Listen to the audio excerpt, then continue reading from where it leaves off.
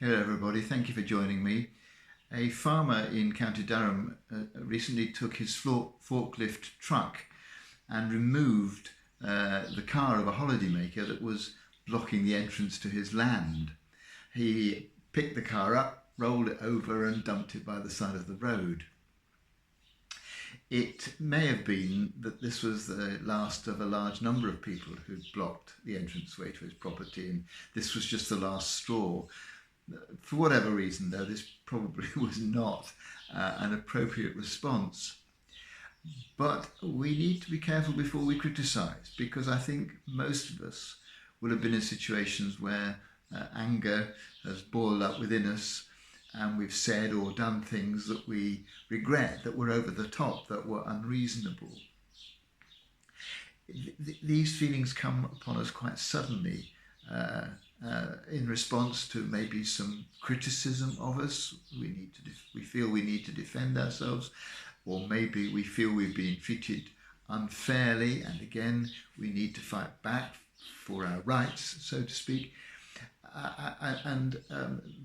These feelings are very primitive. This defensiveness, this rage, which can kind of come upon us unawares.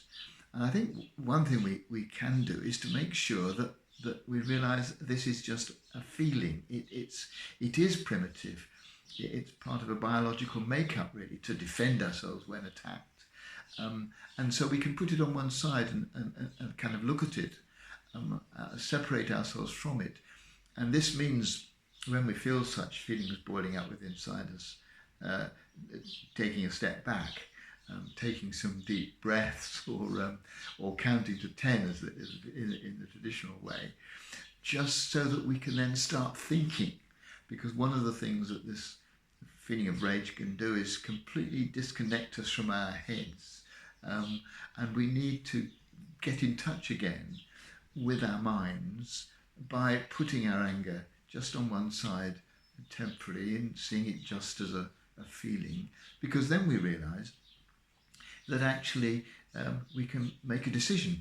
If we're being treated unfairly, we can either give way, it may be the right thing to do, or we can stand firm but not in an aggressive way. Or if we're being criticised, if we are in the wrong, we can admit it to ourselves and to the other person. If we're not, we can say to ourselves, well, does it really matter if the other person thinks I'm wrong when I know I'm not? And our minds can then enable us to respond to the situation rationally. And so we can approach these situations which make us frustrated and angry with a great deal more equanimity, a great deal more rationality, and in fact with a great deal more love for ourselves and for the person who's, we feel, causing the anger.